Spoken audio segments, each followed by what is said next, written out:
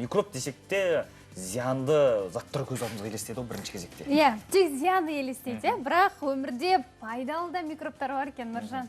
Несімен, қалай, қайда, қай жағынан пайдалы деген сұрақтардың жауабын Маржан Түсіпбек айтып береді.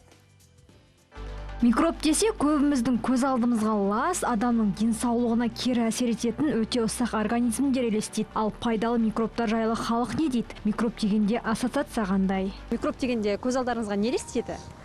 Жасыл түсті, осы кіші ағзат. Ал жалпы пайдалы микробтар бар деген естігеніңіз бар ма? Иә, әрине, өйткені біздің ағзамызда да әртүрлі микробтар бар.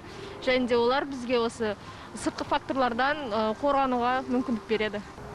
Ой, білмеймін. Ой, не знаю, даже дым елестемейтін сияқты. Мен про микробы даже не думаю.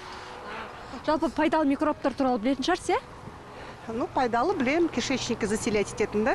Микроб, бактерия, коронавирус түседі, COVID-19, 20 түседі. Жалпы микроб дегенде көз алдыма қайдам өзімнің мына ойыма, осы жасыма дейінгі ниетіме микроб дегенде дұрыс емес нәрсе елестейді. Жуынбай, шайынбай жүргендері, немесе не болса соны ұстағаннан, лас нәрседен пайда болатын нәрсе деп өзім ұғамын осы жасыма дейін. Кір нәрсе елестейді. Ол басқа ештеңе елестемейді. Ал былай пайдалы микробтар бар дегенді естігеніңіз бар ма?